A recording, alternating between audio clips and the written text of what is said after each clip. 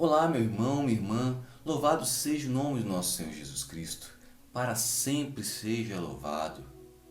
Quero saber como foi os estudos depois do nosso último vídeo. Queremos ouvir de você sua experiência, seus estudos, sua opinião. Queremos compartilhar do mesmo estudo, da mesma ideia, para que possamos sim juntos chegar e entender melhor a vontade de Deus. Hoje vamos fazer um vídeo muito importante, um tema muito interessante, importantíssimo para entendermos a teologia dos escritos paulinos.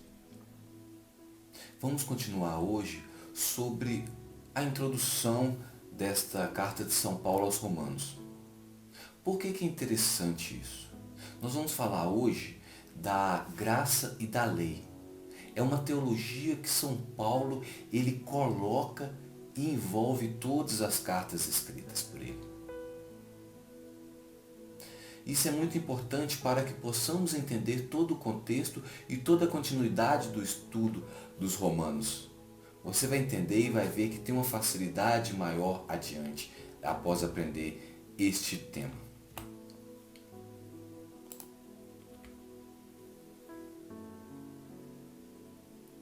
Para entendermos o apóstolo Paulo, é necessário entender a aliança que o povo do Antigo Testamento vivia.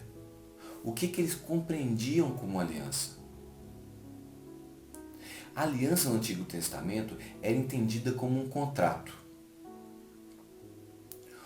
Um contrato onde o povo de Deus realizava a vontade dele, realizava a vontade de Deus, para que pudesse receber de Deus a graça, a salvação, a libertação. Se a gente olhar para o Pentateuco, os 5 primeiros livros da Bíblia, nós vamos encontrar um conjunto de 613 leis que foram escritas exatamente na forma de contratos. Ou seja, a relação do povo com Deus existia um contrato. E este contrato era entendido como obediência às leis, que leva Deus a entregar a este povo a graça, a salvação, a libertação. E um outro ponto muito importante para que possamos compreender a teologia de Paulo é a justificação no Antigo Testamento. Devemos entender que o Novo Testamento ele tem como base exatamente o Antigo Testamento, que entende que justo é aquele que obedece à lei. Não tem como se entender o contexto e os livros do Novo Testamento se não compreendermos a base, se não compreendermos o Antigo Testamento. Por isso é importante este vídeo, este momento, antes de aprofundarmos realmente na letra, no texto da carta. Esta justificação, esta ação do homem para que possa ser justo, essa ação do homem para que possa obedecer à lei, obedecer ao contrato, cumprir o contrato, se dá o nome de teologia da retribuição. É como se tivéssemos que fazer algo para que Deus nos desse a graça. Dentro desta teologia no Antigo Testamento, Deus olha para o justo, que é aquele que obedece à lei e atua na vida dele, com salvação, com graça, com bênção. Por ele ser justo, Deus dá a graça.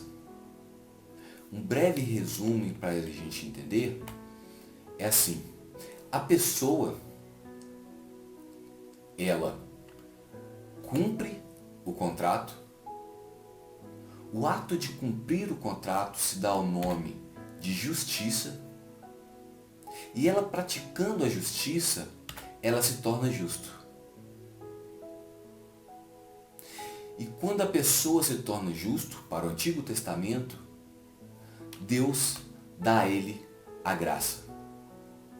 Este é o conceito da teologia da retribuição. Fazendo um breve resumo disso tudo, a gente tem na Antiga Aliança um contrato, uma lei, que o povo deve cumprir para se tornar justo. Então vem a justificação através da ação do homem, no cumprimento das leis. Desta forma se alcança a graça, a salvação de Deus.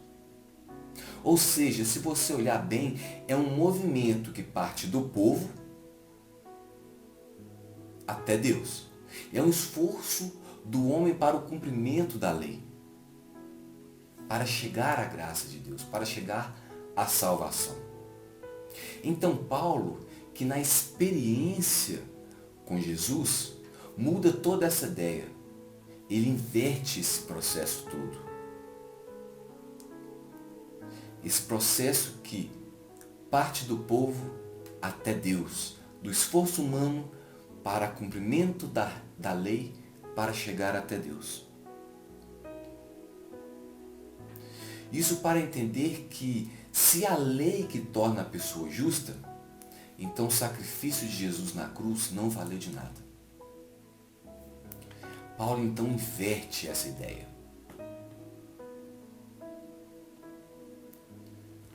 Onde, na nova aliança, o que torna justo o homem é o sangue do Cordeiro derramado. Ou seja, a graça de Deus que alcança a pessoa. É a graça de Deus que torna a pessoa justa, não a vivência da lei. Não a vivência da lei que o torna essa pessoa digna de receber a graça de Deus. Paulo ressalta isso na carta aos Gálatas, lá no capítulo 5, versículo 4, quando ele diz assim: rompestes com Cristo, vós que buscais a justiça na lei, caístes fora da graça. Ele coloca uma ênfase na ação de Deus, na relação de Deus com o ser humano, pois Deus dá o primeiro passo. Ou seja, antes de amarmos a Deus, Ele nos amou primeiro. A graça vem primeiro que a lei. O sacrifício de Cristo é o que nos torna justo, é o que nos justifica, pois é a maior obra de salvação de Deus na história da humanidade. E esta entrega de Jesus na cruz, esta é a graça, esta é a nossa salvação. Se formos alcançados pela graça, então vamos viver nela como um homem novo, uma vida no Espírito Santo. Então a ação que o homem faz é obra da graça, sendo então fruto do Espírito Santo. Isso também é explicado em todo o contexto da carta de São Paulo aos Gálatas. O homem então recebe esta graça que vem de Deus.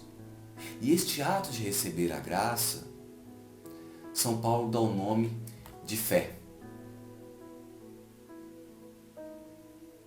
O homem se abre a essa graça. Esta é a fé. Uma vez que o homem se abre a esta graça recebida pela fé, ele vive como um homem novo, como uma criatura nova. O esforço humano agora é para permanecer nessa graça.